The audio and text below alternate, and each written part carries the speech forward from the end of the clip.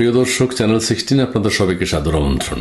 আমাদের দেশের অত্যন্ত জনপ্রিয় একজন অভিনয় শিল্পী, চলচ্চিত্র নায়িকা আজমেরী হক বাঁধন, তিনি বিগত জুলাই আগস্ট বিপ্লবের সময় চিৎকার করে বৃষ্টিতে ভিজে বলেছিলেন, আমাদের দেশ, আমার দেশ, আমরাই সংস্কার করব। চমৎকার বলছেন এবং বিগত সরকারের সময় তিনি সংস্কার কাজে অংশ নিয়েছেন। বিগত সরকারের সময় একটা অন্যতম মেগা প্রজেক্ট ছিল পদ্মা সেতু, এবং পদ্মা সেতু নির্মাণেও কিন্তু অভিনেত্রী বাঁধনের একটা ভূমিকা আছে। অর্থনৈতিক ভূমিকা না হলেও তিনি অনুপ্রেরণা জুগিয়েছেন, উদ্দীপনা জুগিয়েছেন কিভাবে পদ্মা সেতু শেষ করা যায়, কিভাবে পদ্মা সেতু নিয়ে অনেকে ষড়যন্ত্র করেছিলেন, সেই কথাগুলো তিনি বলেছেন। ভিডিওটি হাতে পড়ার সাথে সাথে আমি চিন্তা করলাম যে আজমেরী হক বাঁধনকে এই ক্ষেত্রে একটু অভিনন্দন জানানো উচিত। আপনাদের হয়তো মনে আছে 2018 সালের নির্বাচনের আগে আগে আমাদের অভিনেত্রী বাঁধন কি বলেছিলেন, চলুন সেটি একটু শোনা যাক পদ্মা সেতু নিয়ে। পদ্মা সেতু যে শুধু দৈর্ঘ্যে বড় হবে তা কিন্তু নয়, এই সেতু নিয়ে আমাদের গর্বের জায়গাটিও অনেক বড়।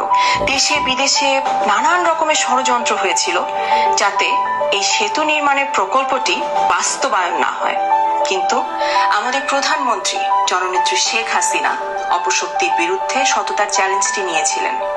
আর তাই আজ সম্পূর্ণ নিজস্ব বাংলাদেশের অর্থায়নে নির্মিত হচ্ছে আপনার আমাদের সকলের স্বপ্নের পদ্মা সেতু। আমরা এখানে যদি একটু থামি, চমৎকার বলেছেন। পদ্মা সেতু শুধু দৈর্ঘ্যের দিক দিয়ে নয়, এটা আমাদের অহংকার, আমাদের গর্বের বিষয়, এবং সম্পূর্ণ বাংলাদেশের টাকায় সেটি নির্মিত হচ্ছে, এবং সেই অসাধ্য কাজটি করছেন আমাদের তৎকালীন প্রধানমন্ত্রী শেখ হাসিনা, এবং সেটাকে তিনি অভিনন্দন জানিয়েছেন। এবং পদ্মা সেতু নির্মাণ নিয়ে অনেক ষড়যন্ত্র হয়েছে, আপনারা জানেন। এই ষড়যন্ত্রে কারা জড়িত ছিল আমরা ক্লিয়ার না, তবে বাঁধন নিশ্চয়ই সেটি জানেন। তিনি বলেছেন যে এই পদ্মা সেতু নির্মাণ নিয়ে অনেক ষড়যন্ত্র হয়েছে, পত্রপত্রিকায় আমরা দেখেছি। তো বাঁধন যেহেতু বলেছেন ষড়যন্ত্র অবশ্যই হয়েছে, সেটা আমরা জানি। আমরা পরবর্তীতে আমাদের অভিনেত্রী বাঁধন কি বলেছেন সেটা আমরা আরেকটু দেখে নিই। বলে যে বাংলাদেশের যোগাযোগ ব্যবস্থায় শুধু উন্নয়ন ঘটবে তা কিন্তু নয়, এদেশের অর্থনীতিতেও আসবে আমূল পরিবর্তন। জিডিপি প্রবৃদ্ধির হার প্রতি বছর শুধুমাত্র আমাদের যোগাযোগের ক্ষেত্রে উন্নতি হবে না, আমাদের অর্থনৈতিক প্রবৃদ্ধি বৃদ্ধি পাবে, এবং সেটা কিভাবে বৃদ্ধি পাবে উনি গ্রাফ করে দেখিয়েছেন। এবং আপনারা জানেন যে দক্ষিণাঞ্চলের জেলাগুলোর সাথে ঢাকার বা বাংলাদেশের একটা নিরবচ্ছিন্ন যোগাযোগ ব্যবস্থা স্থাপিত হবে এই পদ্মা সেতুর কারণেই। সেটি কিন্তু অভিনেত্রী বাঁধন বুঝে গেছেন, এবং সেটা বুঝেই তিনি কিন্তু জিডিপি কিভাবে বৃদ্ধি পাবে সেটি কিন্তু আমাদেরকে বোঝাচ্ছেন। 0.2% হারে বৃদ্ধি পাবে, এবং প্রায় 1% হারে দারিদ্র নিরসন হবে। এই হারে যদি দারিদ্র কমতে থাকে তাহলে আগামী 10 বছরে বাংলাদেশে কোনো দরিদ্র মানুষ থাকবে না। রচিত হবে বাঙালি জাতির সামর্থ্য প্রমাণের আরো। অর্থনৈতিক সমৃদ্ধি আমরা কিভাবে অর্জন করতে পারি সেটি সম্পর্কে উনি চমৎকারভাবে বলেছেন, এবং বাংলাদেশ আগামী 10 বছরে বাংলাদেশে কোনো দরিদ্র মানুষ থাকবে না সেটিও তিনি বলেছেন। এবং এরপরে কি বলেছেন চলুন আর একটু শোনা যাক। এই সেতুর কাজ শেষ হতে তো আরেকটু বাকি, আরেকটু বাকি, এই বাকি থেকে যাবে। প্রকল্পের কাজ বন্ধ হয়ে যাবে যদি আওয়ামী লীগ ক্ষমতায় না আসে, যদি জননেত্রী শেখ হাসিনা আবার প্রধানমন্ত্রী না হন, যদি আপনি আমরা আমাদের মূল্যবান ভোট নৌকায় না দিই। চলুন উন্নয়নের এই ধারাকে অব্যাহত রাখতে আমরা নৌকায় ভোট দিই। গর্বের এই পদ্মা সেতুকে এগিয়ে নিতে আরেকটি বার নৌকায় ভোট দিন, শেখ হাসিনাকে ভোট দিন। 30 ডিসেম্বর সারাদিন শেখ হাসিনাকে ভোট দিন। এটা 2018 সালে নির্বাচনের আগে করা হয়েছিল যেটি বুঝলাম।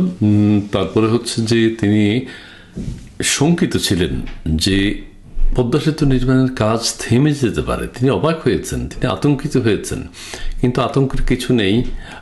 কিভাবে সম্ভব পদ্মা সেতু নির্মাণ কাজ শেষ করা, এই প্রকল্পের কাজ শেষ করা, সেটাও তিনি বলেছেন যে আগামী 30 ডিসেম্বর 2018 সালের 30 ডিসেম্বর যদি শেখ হাসিনাকে ভোট না দেয়া হয় তাহলে কিন্তু পদ্মা সেতুর নির্মাণ কাজ হয়তো থেমে যেতে পারে। সেটা নিয়ে তিনি শঙ্কিত ছিলেন।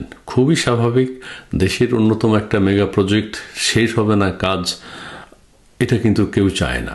আমাদের আজমেরী হক বাঁধন তিনি একজন জনপ্রিয় অভিনয় শিল্পী, তিনি দেশের মানুষকে উদ্বুদ্ধ করেছেন শেখ হাসিনাকে ভোট দিতে এবং পদ্মা সেতুর কাজ এগিয়ে নিয়ে যেতে। এখন পদ্মা সেতুর কাজ শেষ হয়ে গেছে, এখন আজমেরী হক বাঁধন যে কাজটি করছেন, জুলাই আগস্ট বিপ্লবের সময় তিনি বাকি সংস্কার কাজের জন্য অন্তর্বর্তীকালীন সরকার, মানে তখন তো সরকার হয়নি, মানে পরিবর্তন চেয়েছেন এবং পরিবর্তনের জন্য তিনি কিন্তু রাজপথে ছিলেন, অগ্রণী ভূমিকা পালন করেছেন, বৃষ্টিতে ভিজেছেন আমরা দেখেছি এবং সেখানে তাকে শাউট করে চিৎকার করে বলতে হয়েছে সংস্কার আমরাই করব। এখন কতটুকু কি সংস্কার করতে পেরেছেন আমাদের জানা নেই, তবে হয়তো গোপনে গোপনে দেশের ব্যাপক সংস্কারমূলক কাজে তিনি অংশগ্রহণ করেছেন। আবার কেউ কেউ বলছেন যে তিনি আমেরিকা বা কানাডাতেও যেতে চান, স্থায়ী হতে চান। আবার কখনো কখনো কেউ একটা ভিডিও শেয়ার করেছে যে আজমেরী হক বাঁধন তার মন খুব খারাপ, এই ধরনের বাংলাদেশ তিনি দেখতে চাননি বর্তমান যে পরিস্থিতি বিরাজ করছে। যাই হোক, আমরা সের দিকে যেতে চাই না, আমরা চাই বাঁধনের অতীতের ভূমিকাও ভালো ছিল, বর্তমানের ভূমিকাও ভালো, তিনি অভিনয় করে যাবেন যেভাবে কাজ করছেন বাংলাদেশে এবং বাংলাদেশের বাইরেও তিনি অভিনয় করেছেন ভারতে। আমাদের জন্য এটা গর্বের এবং আনন্দের। এবং বাঁধন পদ্মা সেতুর, যেটা আমি শুরুতে বলেছি, পদ্মা সেতু নির্মাণে বাঁধনের একটা ভূমিকা আছে, সেই ভূমিকাটা হলো অর্থনৈতিক না, কিন্তু তিনি তার আবেগ অনুভূতি দিয়ে মানুষকে বোঝাতে চেষ্টা করেছেন বাংলাদেশের এই মেগা প্রজেক্ট পদ্মা সেতু এটা শুধু আয়তনের দিক দিয়ে দৈর্ঘ্য নয়, এটা শুধু যোগাযোগ ব্যবস্থারই উন্নতি করবে না, আমাদের অর্থনৈতিক কর্মকাণ্ডে একটা গতিশীলতা সৃষ্টি করবে এই বাংলাদেশের অহংকার পদ্মা সেতু। সো বাঁধনকে আবারও ধন্যবাদ জানাই, তিনি তার কাজ চালিয়ে যাবেন, সংস্কারমূলক কাজ এখন যা করার সেগুলো করতে থাকবেন। আগামীতে আরও নতুন নতুন প্রকল্প আমরা দেখতে পাবো, সেগুলোর জন্য অপেক্ষা করছি।